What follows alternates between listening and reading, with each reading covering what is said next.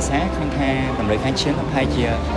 រៀងរាល់5នាទីទៅកាន់1ផ្លោក5នាទីទៅកាន់1ផ្លោកអញ្ចឹងខ្ញុំសូមតិចថា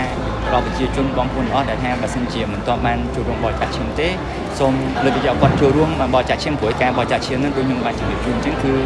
ទីមួយវាអាចជួយខ្លួនយើងផងឲ្យសុខភាពល្អប្រសើរទីពីរយើងអាចជួយទៅដល់សង្គម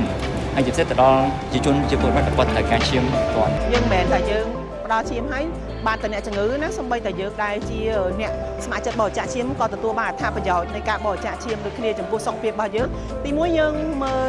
ជំងឺឆ្លងនៅក្នុងឈាមរបស់យើងមានដល់តែ4មុខចាហើយទទួលបានការពិនិត្យសុខភាពពីក្រុមគ្រូពេទ្យជំនាញផងអ្នកគ្រូចាហើយមួយទៀតនោះគឺជួយកាត់បន្ថយអារម្មណ៍ stress តានតឹងរបស់យើងតែសម្រាប់ខ្ញុំអត់គិតថាអត់ប៉ះពាល់ទេវាធ្វើឲ្យយើងល្អសុខភាពល្អទៅវិញហើយអាចដូចជាជំរះនៅអាជាតិខ្លាញ់ជាតិពុលក្នុងខ្លួនយើងដូចជាកោតការថ្មីតែក៏ខ្ញុំចង់ផ្ដាំផ្ញើថាឈាមអត់មានលុបដូរទេដូចជាការបរិច្ចាគហ្នឹងគឺពេលដែលយើងចាំបាច់អាចស្នើសុំវិញបានក្នុងករណីដែលយើងចាំបាច់ក្រុមគ្រួសារយើងចាំបាច់